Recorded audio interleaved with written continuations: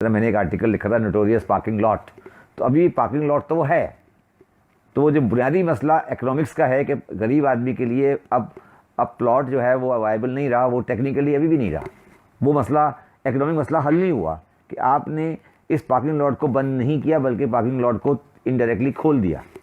मतलब वो जो इकोनॉमिक्स का मसला है वो अपनी जगह रह गया कि गरीब आदमी प्लॉट नहीं लेगा, प्लॉट हमेशा इन्वेस्टर के पास ही जाएगा और ये पार्किंग लॉट ही बनता रहेगा for the investor in plot. दुनिया में कहीं प्लॉट इन्वेस्टर प्रॉपर्टी नहीं होता और ये हमारी इकोनॉमिक्स की गलती है, ये टैक्स की गलती नहीं है, ये हमारी इकोनॉमिक्स की गलती है। इसको सही करना है और हमें कोई भी आएगा वो सही करेगा, इसको करना पड़ेगा, आज नहीं तो कल होगा। कि जो मैंने आपके पहले वाले इंटरव्यू में कहा था कि गवर्नमेंट का पहला एक्शन था state bank valuation, where that was the best step, और वो बिल्कुल ठीक कदम था और वो बिल्कुल गवर्नमेंट ने सही एक्शन लिया था। उस पर 111 की कोई इम्यूनिटी नहीं होनी चाहिए थी और इस पार्किंग लॉट को ख़त्म होना चाहिए था। मगर मेरा अपना ख्याल है गवर्नमेंट उस प्रेशर को रेजिस्ट नहीं कर सकी जो रियल एस्टेट के ट्रेडर की तरफ से आया और उन्होंने उसको कंसीड करके आज इस पोजीशन पे आ गए। वो जो वैल्यूएशन का था कि स्टेट बैंक वैल्यूएशन, वो उनको लोग समझ ही नहीं पाए। वो ये नहीं कह रहे थे सिर्फ वैल्यूएशन, वो कह रहे थे फेयर वैल्यूएशन होनी चाहिए, जो कि लॉजिकल है, सबको पता है कि कौन सा मुल्क होता है जिसमें प्रॉपर्टी डीलिंग के लिए वैल्यू या बीआर डिसाइड करता है। मैंने आपको प्रोग्राम पहले भी कहा था कि दो प्लॉट एक कीमत नहीं हो सकते, तो टेबल बनाना ही गलत है। टेक्निकली टेबल एक कॉन्सेप्चुअली गलत चीज़ है। एक प्लॉट ईस्ट ओपन है, एक लॉस वेस्ट ओपन है, how can be the same price?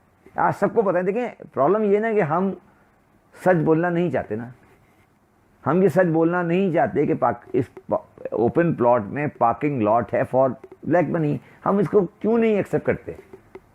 अगर हम सच बोलें एक दफ़ा कि ये है, अब वो आप घुमा फिरा के बात करें, ये रियलिटी है कि पार्किंग लॉट है। अब उसको सच बोलने को आपने कि जी वैल्यूएटर ख़राब है, वैल्यूएशन अच्छा है, ये है वो है, आप इसको कैपिटल चलना चाहते हैं ना, ये गलत है।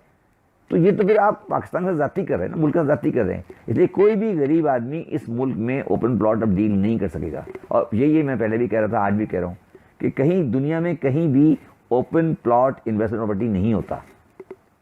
सारा मसला ही प्लॉट का है, प्रॉपर्टी का नहीं है। मैंने सारे एंगल पे बहुत लोगों से बात हुई, मैंने सारे एंगल को समझाए और मैंने एफएम की तारीफ़ की कि एफएम ने जब एक्शन लिया था पहले वाला बिल्कुल ठीक था, बजट में लिया था। आज भी मैं कहता हूँ, मैंने उनको उस दिन भी कहा था, अभी भी कहता हूँ कि एक्शन बहुत ठीक है। पर अब सवाल ये कि उसके बाद से जो प्रेशर आते हैं और नेशनल असेंबली की स्टैंडिंग कमेटी ने जो कहा और जो लोगों ने कहा और सब कुछ हुआ, उस प्रेशर को रोकने के लिए गवर्नमेंट के सामने सिविल सोसाइटी नहीं है। हमारा आम आदमी, हमारा जो टैक्स पेयर है, जो हमारा आम शहरी है, वो नहीं खड़ा होता कि साहब आप ये इनको क्यों दे रहे हैं, हमारा कसूर क्या है?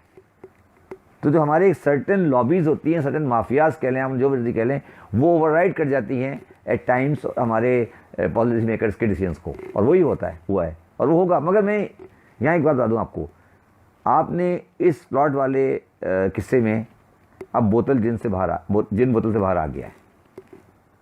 ये 2 4 3 5 10 2 3 3 4 साल की हनीमून है, ये ख़त्म होगी। ये हनीमून फॉर एवर नहीं चल सकती, क्योंकि ये जिन जो है ना, अब आप हमें डिस्कस कर रहे हैं ना, पहले कभी डिस्कस हुआ था? तो कोई किसी गवर्नमेंट के अंदर हिम्मत होगी कि एफबीआर वैल्यू कम करके आज एक किसी गवर्नमेंट की हिम्मत होगी वो ये कह सकेगी कि डिफेंस का 500 का प्लॉट 20 लाख का है? किसी गवर्नमेंट के अंदर इतनी करेज होगी? किसी भी गवर्नमेंट भी आ जाए, अब ये 1 करोड़ से ऊपर ही जाएगा, नीचे कभी नहीं आएगा।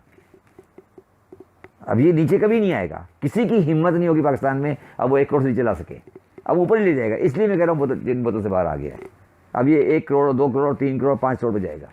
तो ये इस गवर्नमेंट को ये क्रेडिट देना पड़ेगा कि जिनको बोतल से बाहर ले आए, बाद में उसको थोड़ा जिनको थोड़ा काबू किया हुआ है, बट जिन बोतल से बाहर आ गया है। तो अब अगर आप इसको अब आज गौर से देखें, आज तो पाकिस्तान में 111(4) के तहत पैसे पाकिस्तान से बाहर से ले आए, वो वाइटनर हो गया। अब ये नया वाइटनर आ गया 3% का। तो फिर वो आदमी जो लोग तो 30% टैक्स दे रहे हैं या 35% टैक्स दे रहे हैं, वो सोचने में मजबूर होंगे कि फिर हम इस 35% टैक्स क्यों दें। तो ये एक डायकोटोमी आ गई है लॉ के अंदर, ये हमें सही करनी पड़ेगी, ये ठीक नहीं है। देखिए ये पहले भी बात हुई, आज भी पहले ही बात हुई थी कि क्या इक्विटी टैक्सेशन कोर्ट में चैलेंज होती या नहीं होती। मैं कमेंट नहीं करना चाहता, बट अनफॉर्चुनेटली जो एक decision supreme court of Pakistan ने दिया था इलाही कॉटन मिल में, इफ्तिखार अहमद चौधरी साहब का ने दिया था, विद ऑल ड्यू रिस्पेक्ट, शायद डिसीजन की बात तो मैं कह सकता हूँ वो गलत है, वो एक बहुत गलत डिसीजन हुआ था जिसमें उन्होंने राइट ऑफ टैक्सेशन को बहुत ज़्यादा वाइड दे दिया था गवर्नमेंट को पावर। अगर उस डिसीजन को अगर रखा जाएगा सामने तो शायद ये चैलेंज नहीं हो सके। मगर कोई अगर अगर अगर सुप्रीम कोर्ट की बेंच अपने डिसीजन को रिव्यू कर सकती है, वो 5 मेंबर का बेंच शायद फैसला है इलाही कॉटन मिल्स का, जो प्रिजनमेंट टैक्स के टाइम के पे आया था, उस डिसीजन को देखा जाए तो शायद ये रिव्यू नहीं हो सके। मगर सुप्रीम कोर्ट के लार्जर बेंच बनना चाहिए, वो उस डिसीजन को भी रिव्यू करे, वो डिसीजन भी गलत है। जिस तरह भुट्टो साहब का केस पॉलिटिकल मर्डर है, इलाही कॉटन मिल पाकिस्तान के टैक्सेशन का मर्डर है, लीगल मर्डर है, तो उसको आप सही करें।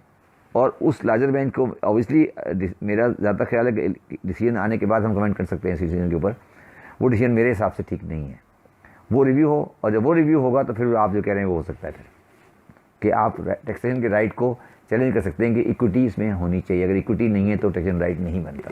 ये सुप्रीम कोर्ट की मेरे हिसाब से पावर में आता है, क्योंकि शायद आइन ये कहता है हमारा कि every citizen has equal rights.